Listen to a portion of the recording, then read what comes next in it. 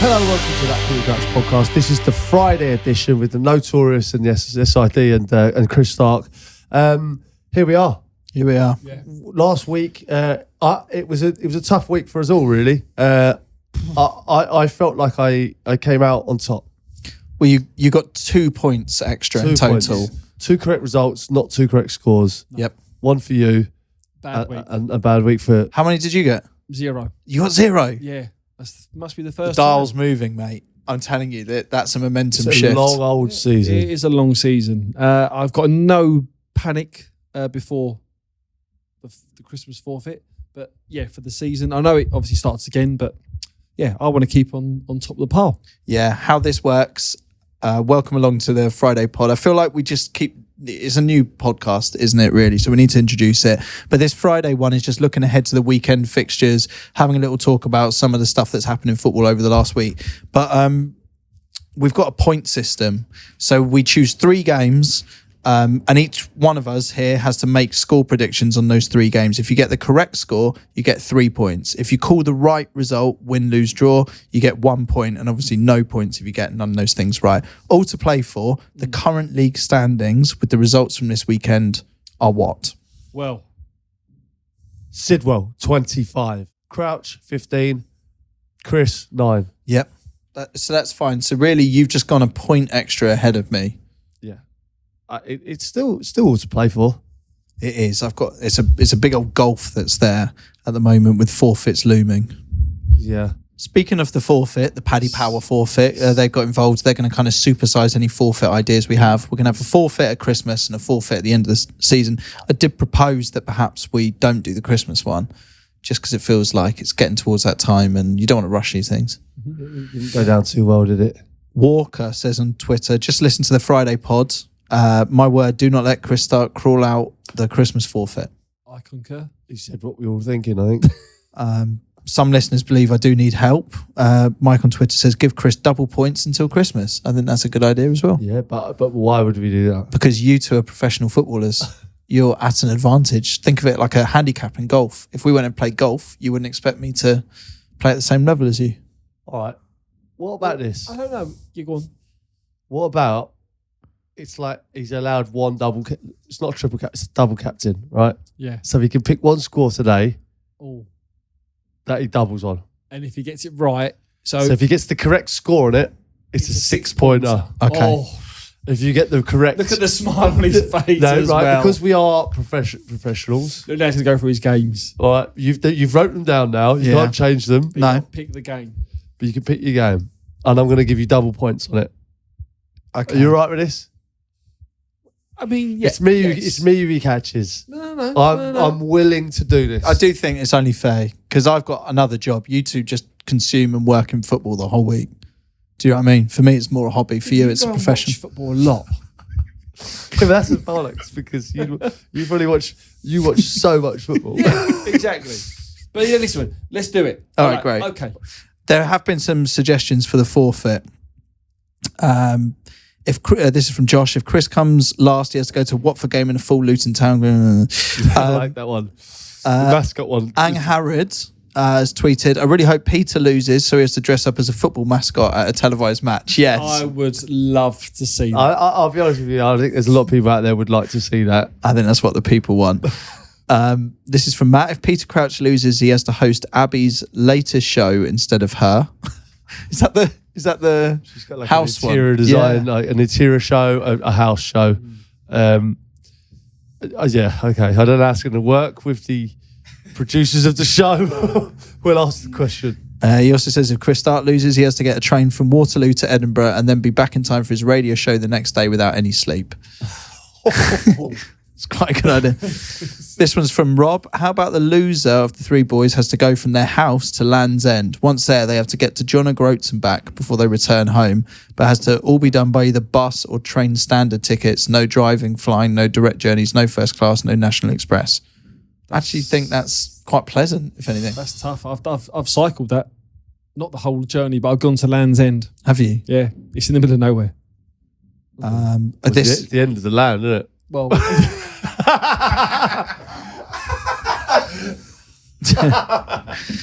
This is from John on Twitter. Just says red arse by all the Peter Crouch podcast staff and special guests. I like that. Like you're lined up. That's nice. That And we should have like Dev from Corrie, Miss Chow. We'll go back through the years. Yeah. Well, as you know, Paddy Power are going to supersize the life out of this forfeit, Chris. So listen, I'll give you a carrot this I week. appreciate it. Let's get into it. That's big, that. Yeah, it is big. It is big. I've offered you an olive branch. Thank you. Any issues in football from the last week that you want to discuss very briefly? Did you love the madness that was the Tottenham game the other day? Loved every minute of it. It was great to watch, wasn't it? Manic. Disallowed goals, VAR stuff. There was, sendings offs. It had everything that a game you want from a game. 5 goals, 5 sending offs, 2 red cards, the high line. The line was Wow. It was amazing, wasn't it? That was the highest I've ever seen. It was unbelievable. It felt like Sterling. If he just stayed on side, he could just get. He was getting in every time. But what? Fair play. I mean, it was a great game. That is fast becoming one of the best games in the Premier League. That Chelsea Tottenham game. Yeah. But I would say, if that red card didn't happen, Which one? the first one, Because Spurs were in control. Yeah, but they were gagging. 15, Romero 20 was minutes. he was gagging for a red card. Like he was lucky to. He was dying for a red card. Yeah. My issue with Chelsea was like I felt like they were getting kind of battered. They had a little 10-minute spell. What do you think they was? Well, First 15, they had a 20. 10-minute spell and it was 11v11. And I don't want Chelsea fans to get too carried away by beating. On paper, it's 4-1 against Tottenham, right? Which is brilliant. Yeah. Away from home.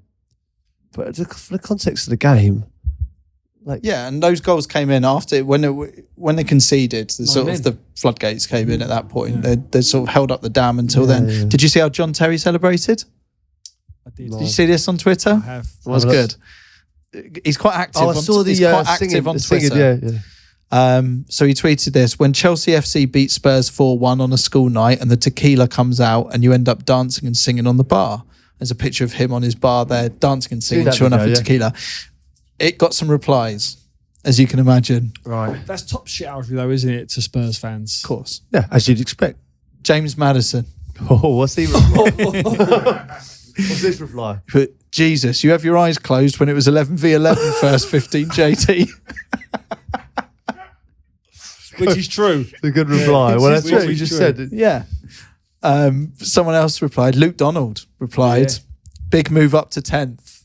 Sarcastic. Do you want to hear? Shit outs are everywhere. Do you want to hear John Terry's reply to him? Yeah. As you boys would know, sorry for the late reply, was cleaning my prems.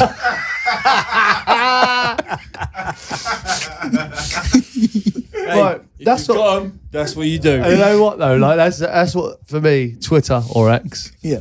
It's what it's all about. Yeah. Some nice healthy japing.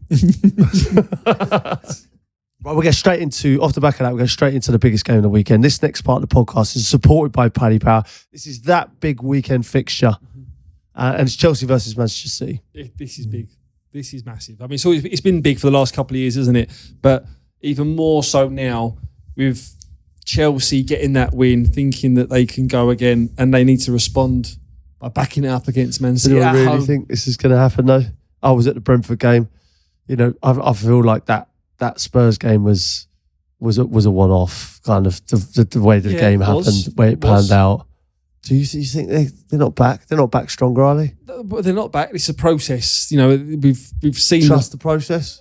I think it will. It's a long road. But they've bought the best players in Europe, all young. There's a time frame on this. They've got to progress. They've got to come to fruition. Now, whether that happens, that's what they've. That's their model. That's how they're going to go with it. It's not the instant success what they're used to. Whereas Man City are just on a train, aren't they? And they know how to win. This is going to be.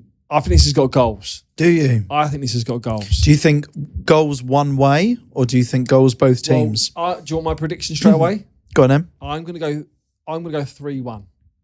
Right, and I'm going to go 3-1 in the favour of Man City. Are you? Away at Chelsea. Okay. Well, both teams to score. I'm just looking at some of the odds on this. Both teams to score 8 to 11. So a £10 return gets you £17.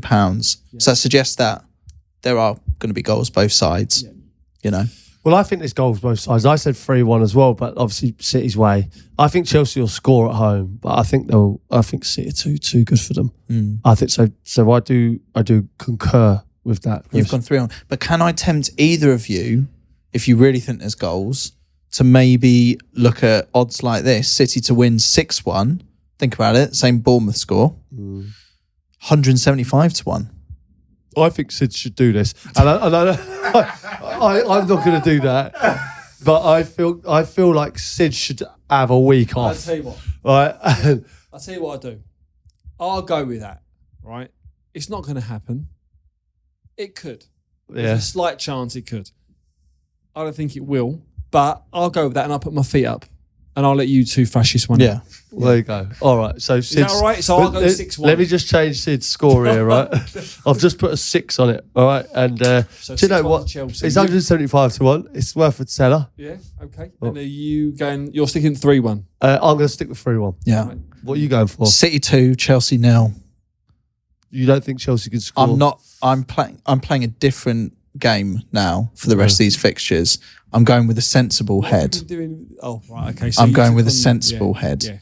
I also would traditionally, the old Chris would say there's going to be lots of goals in this, and I'd go 14-15-0, that sort of thing. Yeah. But I'm not risking it. Playing it properly now. So I'm going to go. I don't think it's going to be as big a score. That said, it's probably the same difference. The only difference is I don't think that Chelsea will score. So 2-0. I like your thought process there. Okay. All right. As always, the odds are correct at the time of recording, and please gamble responsibly. Should we get on to the second game? Yes. Yeah, let's get straight onto this. This is West Ham v Forest. Tough. Thoughts? Tight. It's tight one to call this. Tough, yeah. Tight. Bowen's on fire. As a headline. Bowen's on fire. As a headline. Fair to say? Yeah. No, he is, yeah. What's he scored? Seven of West Ham's 18 goals this season. That's some going there. He's Forest solid. have done well as well. There was a big win last week. Only a point separated these two teams. They've drawn too many, I'd say, but they look a good Forest side, I think. Decent. Yeah. They do. And I'm worried defensively for West Ham because they do, and you don't say this with many David Moyes' teams, they do look a little bit open to goals. That's my only concern. Forest haven't scored many away goals, though. But then that, again, consolidates why I've gone for my prediction. Okay. I've got a feeling that this might be a sort of muted prediction, this. I've gone 1-1 draw.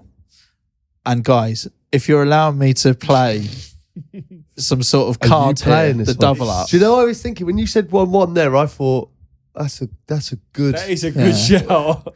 If you're going to allow me the double up, I'm playing it here. So that's your 6-pointer. That's if it's 1-1, I get 6 Forest points. 1-1, it's put a massive onus on West Ham Forest, which potentially could be last on match of the day. What I would love is the most boring game of the weekend, please, from West Ham Forest. If it's a draw, I still get 2 points, but I'm then relying on a lot of goals, and I don't think that's going to happen. So I'm going 1-1.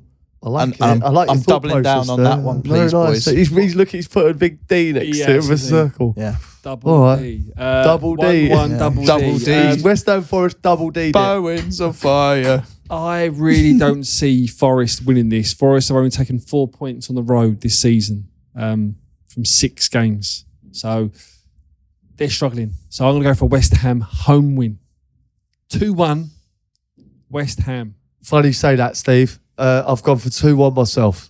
Can I get a You two have had the same scores up to now, by the way. Yeah, but he's gone for 6-1. But he's changed it. I've been forced to go to 6-1. He's been forced, yeah. All right. Yeah, so West Ham, West Ham 2-1. I think West Ham win. I just think, I don't know, being at home, I think they get the job done. I like to look at West Ham. I always like watching them. I do worry because it is after Europe. Okay. Yeah. So West Ham are in Europe. I do worry, but I think they're just going to get it done. Third game that we're going to predict on this weekend. Brighton against Sheffield United.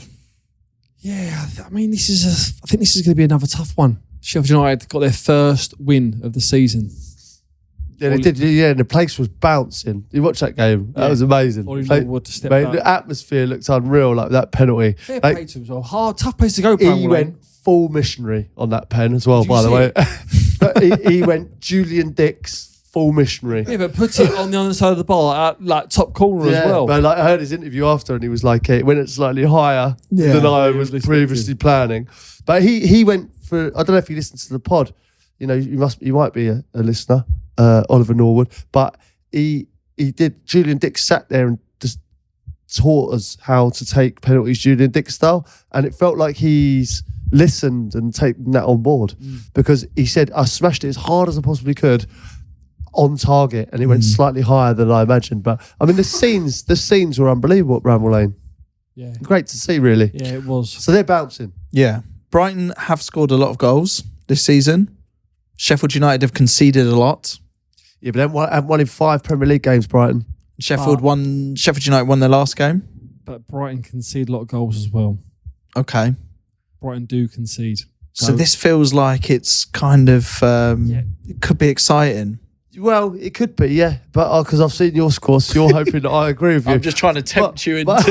I actually don't agree with you. I'm going for Brighton 1-0. Just get the job done. Scrappy game. You don't think it'll be a draw, Peter? Just after Europe, they got Ajax, playing Ajax and then coming back and playing Sheffield United. Difficult one to navigate. I only say that because I saw you writing your scores and you originally went for 1-0 and it now says 1-0. Oh, you saw that, did you? Yes. Is there a change there? Is there a discrepancy on this? If you look there, it says 1-0 and it's pretty clean. I mean, there's a long line on the left-hand side. If push comes to shove, I'm just going to get a quick picture of this because if push does come to shove, it's at the end of the season and it's all a bit tight. It's like a D. It's a 1-0. It's like a capital D. Is it 1-0? Have you got that for proof? Have you taken a picture of it? Yeah, that will go out on Twitter should the weekend's results. If I have to be totally honest, I did write 1-1. It was a 1-1. But then I did change it to 1-0. So I'll be gutted if it's 1-1. But again, very happy if it's 1-0. I've changed it to 1-0 Brighton. Do you know what? I've actually gone the same. Have you? I've gone 1-0 as well. Same 3 scores today. Isn't it already? No, but he's got the 6-0 now. I get it. But it's like the original. No, I'm just slightly worried because if that's what both of you guys are thinking, it suggests that it's probably in the right area of what is. I'm just looking at going Brighton again after Europe. They're playing Ajax away. I know it's only Amsterdam. Sheffield United, yes, they got a result last week, but I think they're just going to come. There's going to be changes made to that Brighton squad. They're not overly got great. Huge depth. There could be a bit of fatigue after Europe. I think again, just get the job done, get the win, get on the score sheet, and then just track back and just stay there as 1-0 because to give me my 1-0 result. All right, Chris, what sort have you gone for? I've gone Brighton 4, Sheffield United 1. I'm throwing it out. Brighton could rip anyone to shreds. If I'm honest, I think Brighton are going to win. This won't be good news for Brighton fans, but I back them to win. And I just kind of think they've scored so many goals. I'm going to treat this one as one that if they do go ahead, and they're in that, then it could be goals ahoy. So I've gone for a big score on this one. Right. And apologise to Sheffield United on that one. It's not a slight on them, bravery, you know, Chris. I really do. But I've gone 4-1. All right. So I've just noticed here in the messages here, we got one from Joe. It's a Derby County shirt, I believe. Obviously, we only see the back of the shirt, but he's got gluten free written on it, which I assume is gluten free. Where do we stand on that? Isn't it? It's not for me. He's a Carl. He's a Carl. Do you think, like, what's the deal there? Because I can't tell if it's just a joke or if it's like a word of warning. Do you know what I mean? Like so to all the people like in the stadium that let's say he's going exactly. So if he's going up and buying a pie or something at half time, I mean, he goes gets the pie instead of having to say, you can just go as if he scored. There he is, gluten free. I want gluten free. This is my problem with today's society a little bit in general. Really, I've got a problem with people asking me, do you have allergies? Sorry? Yeah. So I do have a problem with it. Right, so when you're out at a restaurant... I'm not a fan of it. Yeah, when the waiter or waitress comes over and says, sorry guys, just got to gather you in. Anyone here have any allergies? I want to get the fork and stab them in the eye. I don't know. Okay. Let's break this down a little bit. So people have allergies, don't they? Yeah. So my issue is, obviously, that is for me to say to the waiter or waitress, by the way, sorry, I have an allergy. I don't nothing with nuts in it. The nut allergy obviously seems to be quite bad. You can potentially die of that. The gluten-free one, I'm not sure. I mean, perhaps I need to be educated on it. But I feel like the gluten-free thing might give you a bit of stodge. I see. I think I know you quite well. I think you don't believe in the gluten-free thing. Well, I just feel like we did restaurants without asking about allergies for 150 years. And now the last 10 years, the allergy thing's really, really ramped up. It's not the allergy thing. It's not, you're making out like this is a phase, like the 60s or something, or indie music. People didn't know they were gluten-free 20 years ago. They didn't know.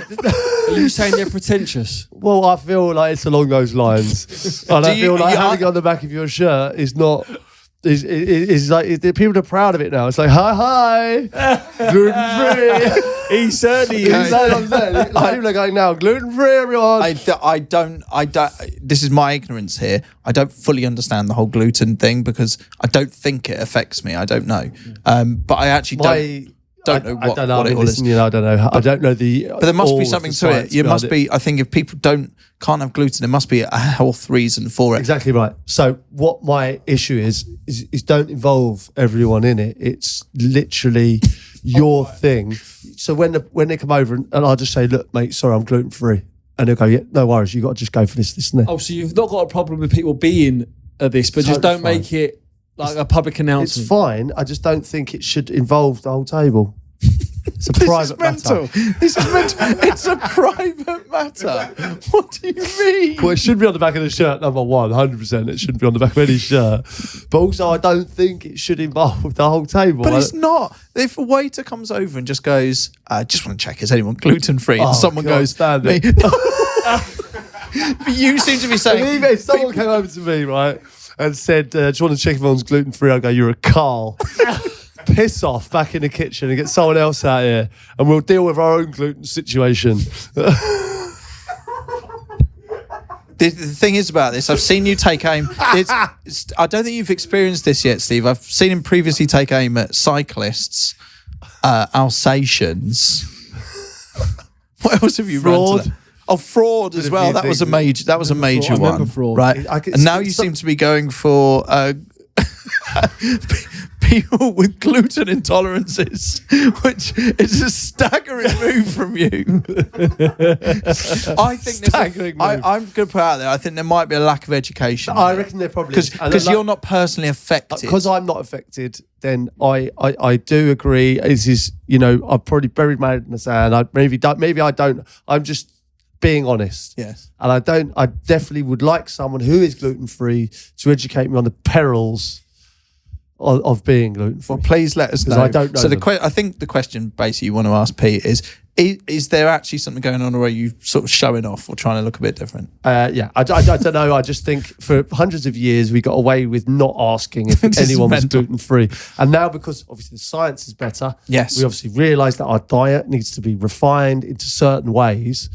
But I'd like to be educated on the perils of gluten. Okay, so please educate Peter Crouch. You can do it by emailing us peter.crouch@acast.com. And also, if you do feel like me as well, and you'd what if you're gluten skeptic? If you're on a rant, if you're a gluten skeptic, or if you don't particularly like being asked about allergies in Joe Rogan his podcast flits between Diary of a CEO and Joe Rogan my issue is via gluten. My issue is, it's like, I don't know, where do we stop? Where do we end? What do you mean, where do we end? What, it's like, you come in and go like, you're in an Indian restaurant and you go, sorry, is anyone here spice intolerant? Yes. Is anyone here, we serve soups in here. Is anyone here, boiling hot temperature intolerant? Is anyone here scared of something? It could be you've got a phobia of pilau. You're Yeah. saying it's sort of scaremongering. Where does it end? You know what I mean, Sid? Where does it end? Like what? We've got lobsters in the tank over there. Is there anyone here who doesn't like lobsters in the tank? Where do you? Where does it all end? I'd like to just throw it there. If you are one of Pete's friends or Abby's friends, and you're lucky enough to go out for dinner with them, when that question does rise from the table, please put your hand up to see Pete's reaction. Yeah, look, and if you, I've told my mate. He tells me now. I've known him for 30 years, right?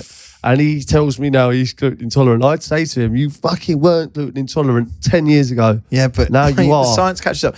Also, He was if you fine. work in a restaurant, loads of times. if you work in a restaurant, it's probably illegal, but if you work in a restaurant, please give Peter Crouch the gluten-free version of everything that he gets. and we'll throw it out there. The same way it's expected that you shouldn't be intolerant to gluten, whenever you serve Peter, assume that him and everyone he's with can't eat gluten. Why should it be assumed the other way unless you declare it? This feels like a BBQC getting his own back. Yeah. Well, I never thought it'd be gluten. Like the thing is like there'll be someone out there who comes back and goes, no, actually, there's a real issue with this. Like these are the reasons why, and I'm ready to be stand and corrected. For now, those are my views. Hell of a Friday pod, this one. Big predictions this weekend. Some massive gluten talk. But we move, eh? We move. We'll see you next week. Chumbawamba, everyone.